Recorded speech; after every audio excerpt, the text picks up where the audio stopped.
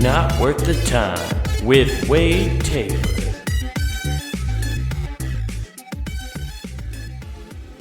What's going on, everybody? Welcome back to Not Worth the Time, the podcast that it means nothing to you. That's right. It's just an endless half hour of an idiot rambling to you about stuff that's going on in his life. It's a very self-centered podcast when you really think about it, but what podcasts aren't?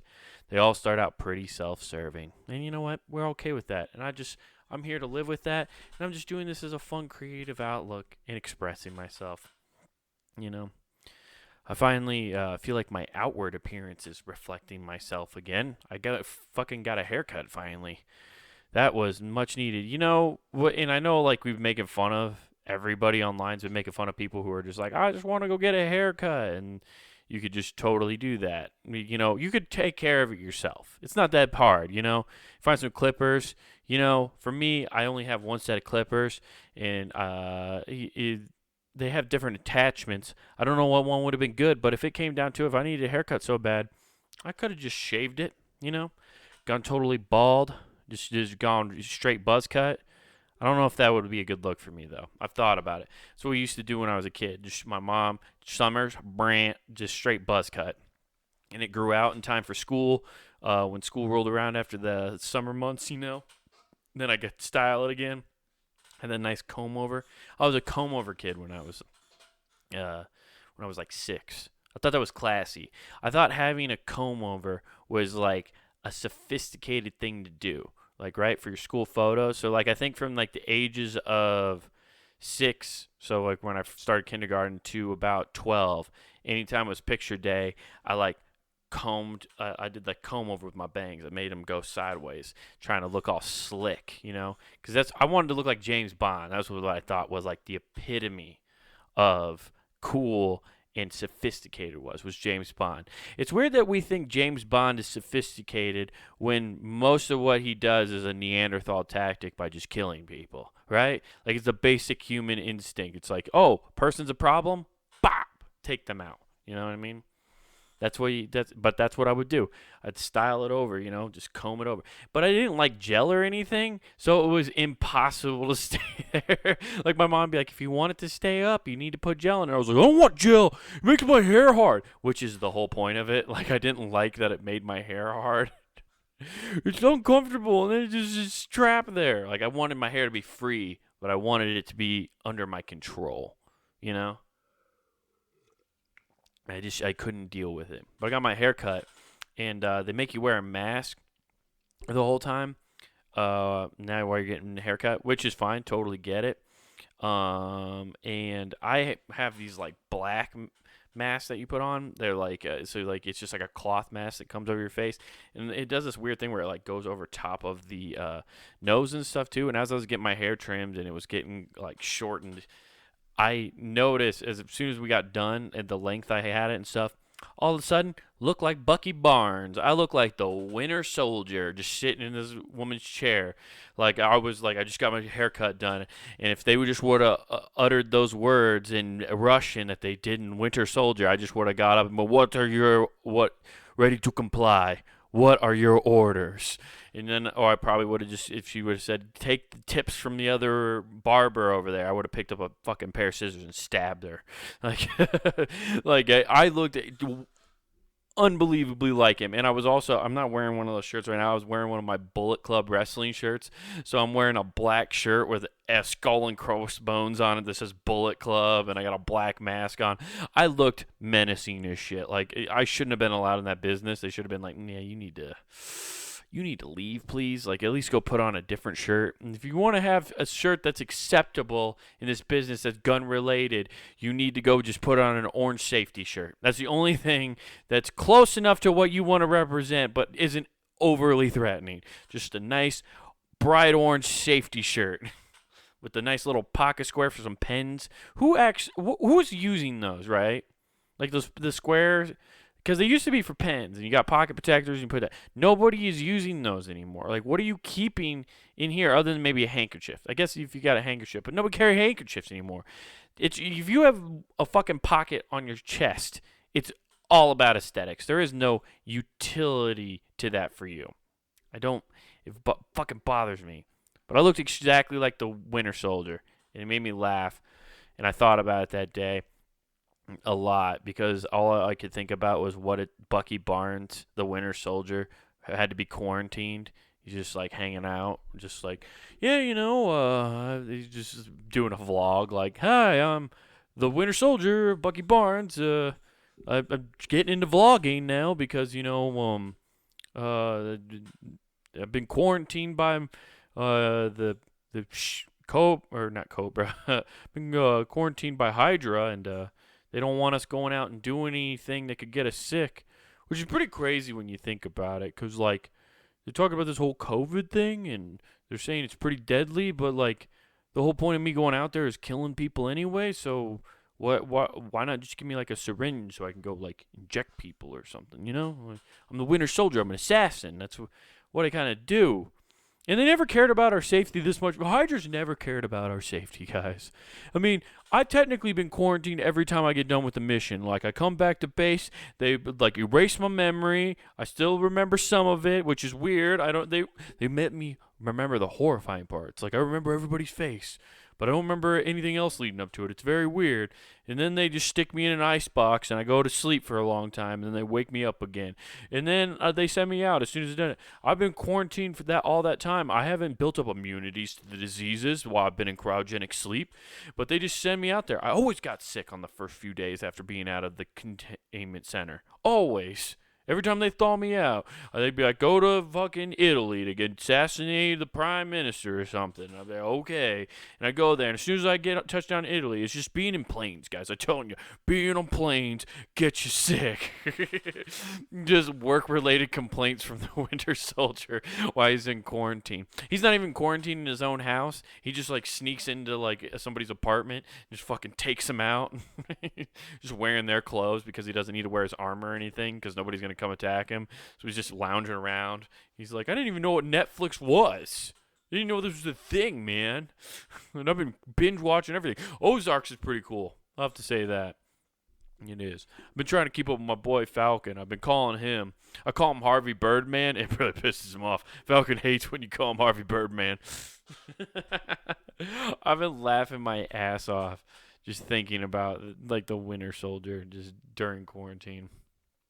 Oh man, yeah, it sucks. It's like I'm sure there's like a bunch of like problems with those like government agencies like working from home. Cause like, is the NSA working from home? I wonder if I can Google that.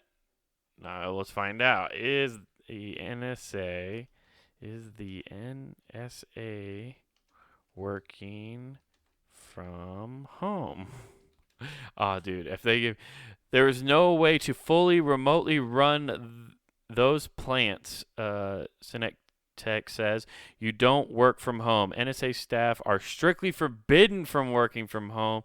And the intelligence community sources tell Wire that the NSA policies haven't changed in spite of the current pandemic.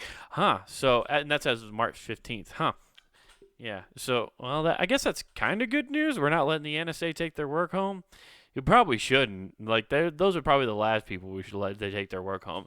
Like, I know I work from home, and I technically work with some sensitive information, but I'm not listening to every phone call recorded by man. This is fucking crazy. That is funny that they had to put out a statement about that. Like, remote working from home is strictly forbidden. I like how they put strictly. Like, you don't let laptops leave this fucking place. We don't even allow fucking cell phones in here. They have to have some, like, crazy, like, code when you're walking in. Like, they have to, like, basically, they, like, scan every phone that comes through. NSA security. I wonder if I can find out. Well, I'll be shocked if I get any kind of answer from this. But NSA security clearance. Here we go. Hiring. Dude, let's find out what you can get hired for at the NSA. No shit, dude. Hell yeah. Oh, no. Come on. Request demo. Hire a security professional. No, I don't want to do that. I want to see if there's jobs I can go to the NSA. Well, now, you know what? I was going to look up that stuff. Don't care anymore. Let's look up NSA jobs. Hell yeah. Let's find out what jobs we have. You guys ever look into the government jobs that are out there?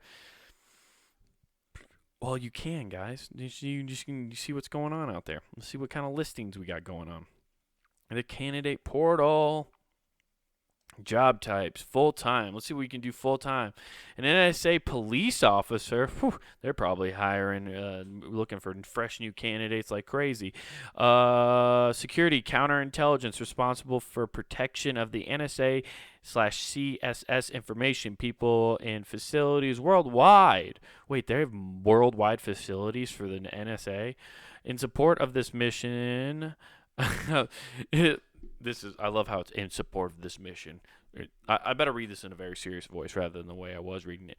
Security, counterintelligence is security and counterintelligence is responsibility for the protection of the NSA and CSS information, people, and facilities worldwide. In support of this mission, security personnel oversee and develop installation and maintenance of physical security systems. Security personnel help maintain integral elements of the overall security theory, purpose, and infrastructure design to infiltrate. Is that effectively determine? What is this? Okay.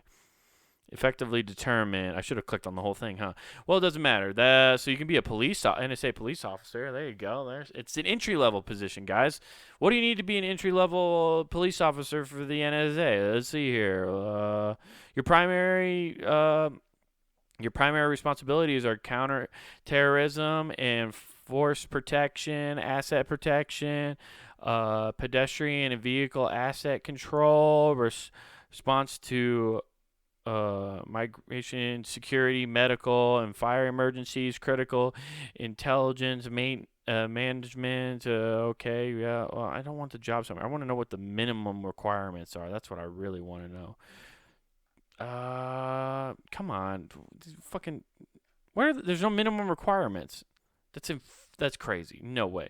Application selected will have to successfully complete a 12 to 13 week ununiformed police training program at the Federal Law Enforcement Training Center. Whew, that sounds grueling. Okay, let's see what other jobs we got going on with these guys, because everybody's looking for jobs, right? People are looking for jobs. Well, why not work for the government? If you trust them so much, let's see here. Corporate policy officer. Oh shit! What is this about? Okay. Let's see here. As a corporate policy officer, your responsibilities include research and developing policies that guide behavior and support mission objectives. Wait, what? Developing policies that guide behavior? That's a fucking scary sentence. Like, this is your job as the guide behavior? I don't understand. Okay, interpreting, reviewing, coordinating intelligence community, Department of Defense, and the national policies affecting the NSA's activities, recommending official NSA positions on policies to senior leadership. In other words, you got to go beg the fucking Congress and the president for money. You want to go sit down and get some money? What's up? I went on a deep rabbit hole here. This is crazy.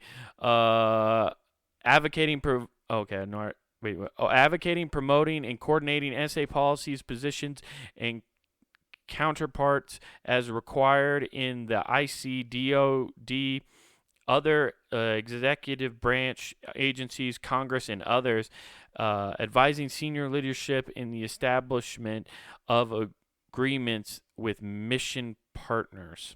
Wow, dude, this is fucking nuts. I didn't realize this is like so crazy, yo. Yeah. Well, I guess the main point I was going in there, I went down a deep rabbit hole I wasn't expecting there. You can get a job with the NSA, guys. That's a thing you can do. It's possible. You can do it, and you can help them do whatever it is they think they're doing that is helping everybody. I don't know. Who knows, man? Yeah, it doesn't matter. You know, I'm just ready to get back to fun. I know. I thought of the first thing I want to do when everything kind of fully opens up. Like, and when I say fully, I mean fully. Like, you can actually like touch people again. Like a fist bump isn't gonna send people into a fucking panic.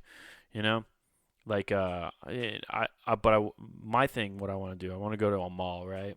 I want to go to a mall, and I'm gonna go there, walk around, enjoy the sights, the smells of the pretzels, Wetzel's pretzels, just bacon, just like, oh, cinnamon pretzels, what's up? Gotta love it.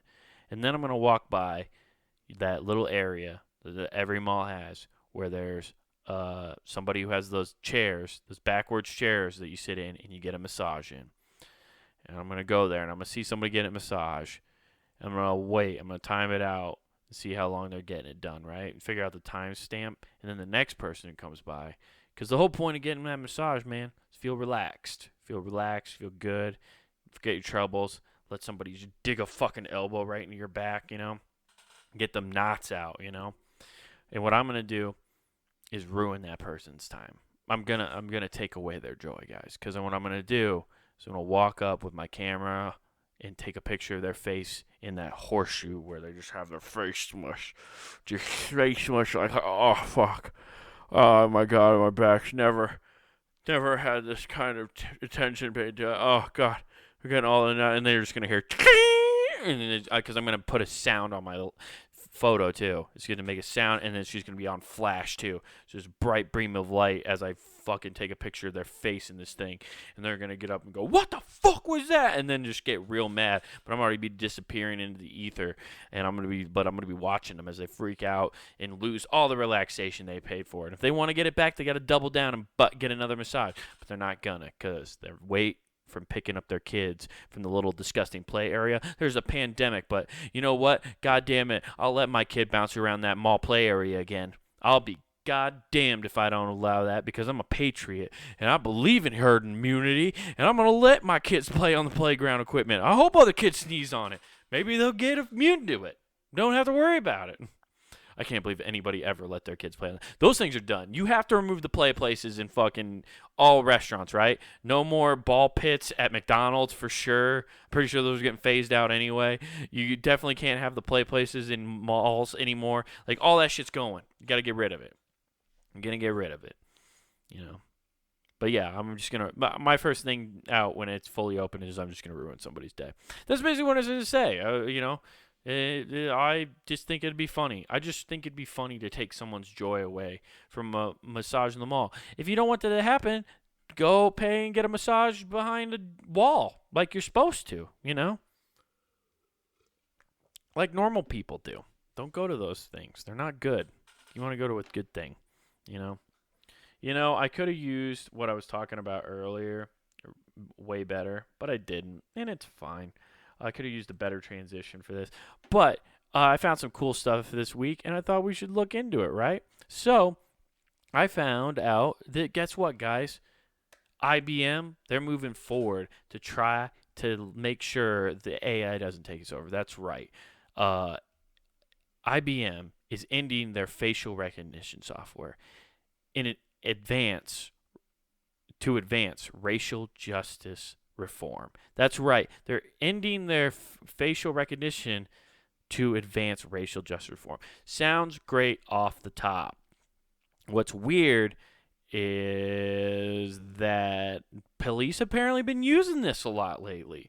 Facial recognition software. I know they use this in China. It's wild. But it says IBM immediately halted all facial recognition research and stopped all sales of existing related software, according to a letter CEO Edvin Kirshner sent Congress on Monday. IBM will no longer offer general purpose IBM facial recognition software or analysis software.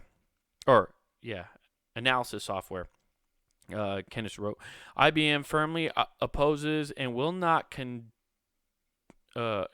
condone use of any technology, including facial recognition technology offered by other vendors, for mass surveillance, racial profiling, violation of basic human rights and freedoms.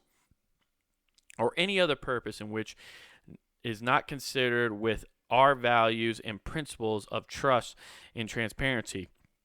We believe now is the time to begin a national dialogue on whether and how facial recognition technology should be employed by our domestic law enforcement agencies.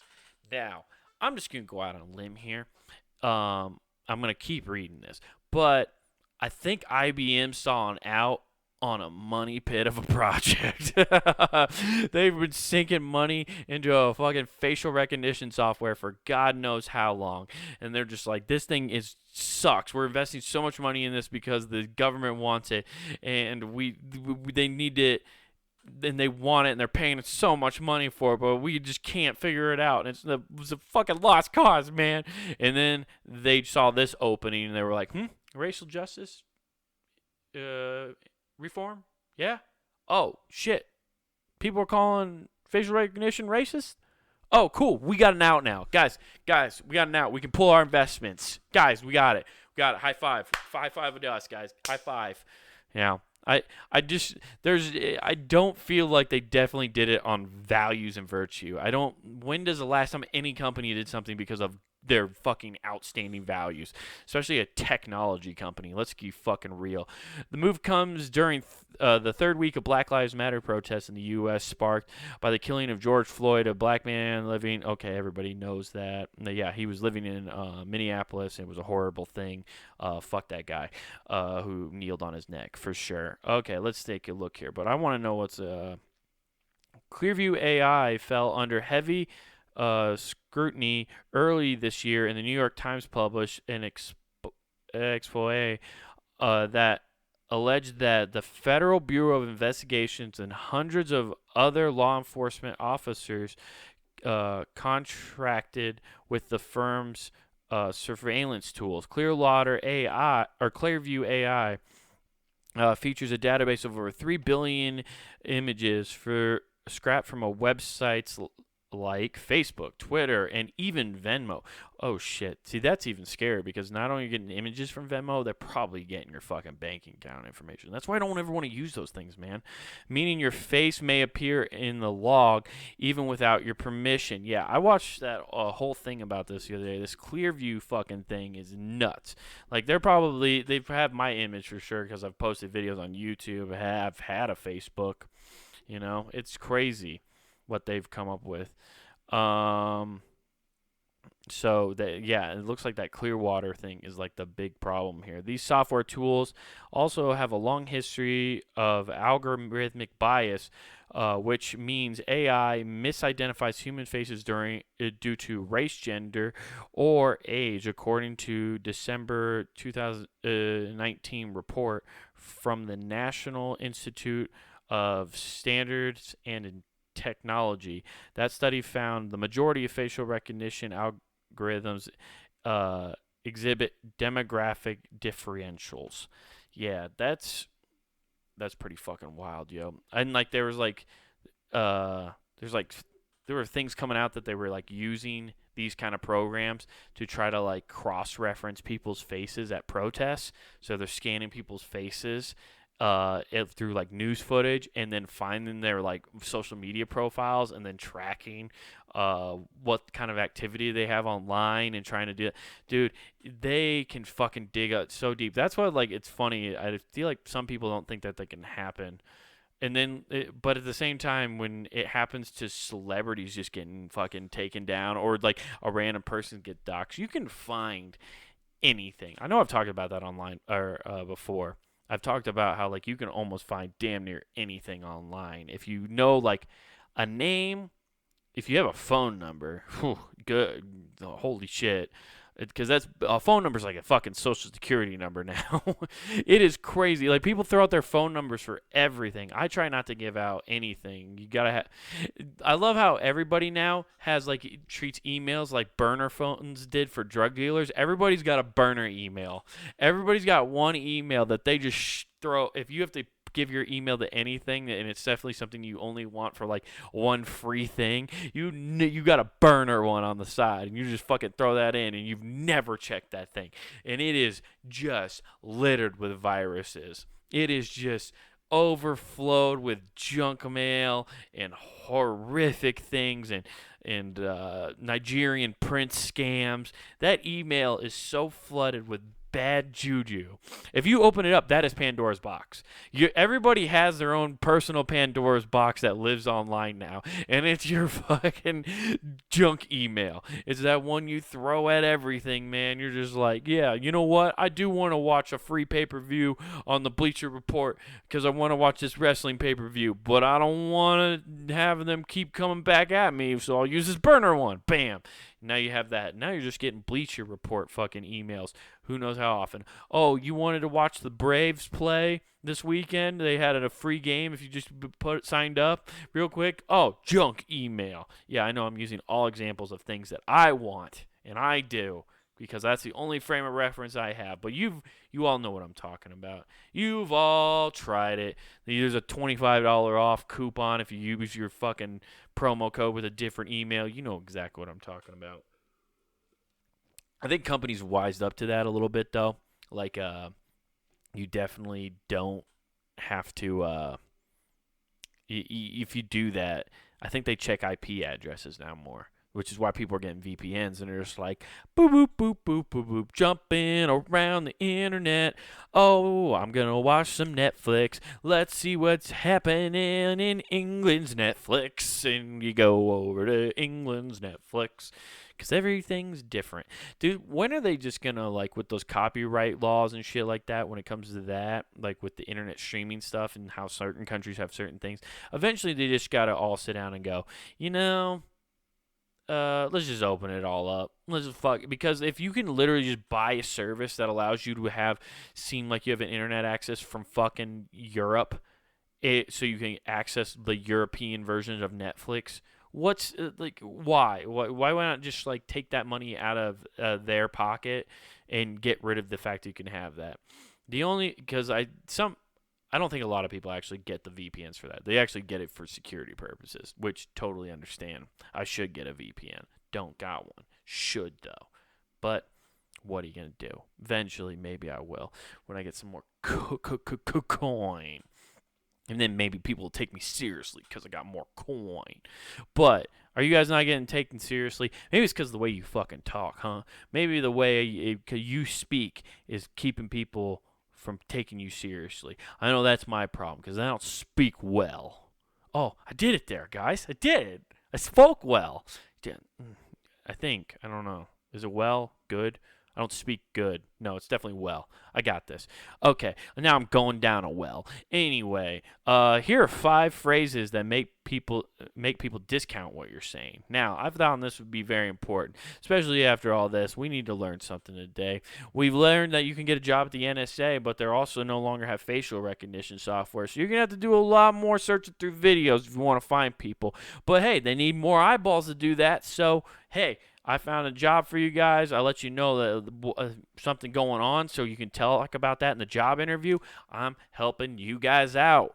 Okay, now what are some things that will stop people from discounting what you have to say? Let's see here. But, whenever you use the word but as a conjunction, the first part of your sentence immediately becomes qualified as the second part.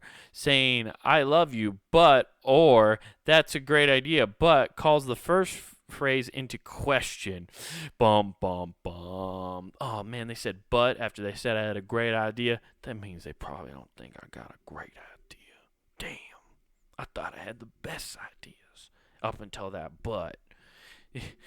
Every time you show a but to somebody, they just lose confidence in what they thought were saying before.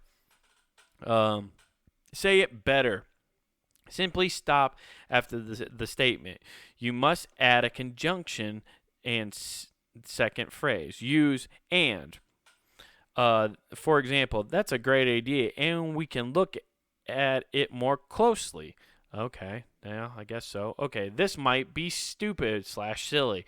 When you use self-deprecating language before you put forth your idea, you're immediately diluting others into diluting others' confidence in you and giving them permission to dismiss you. That's so fucking true. I'm so goddamn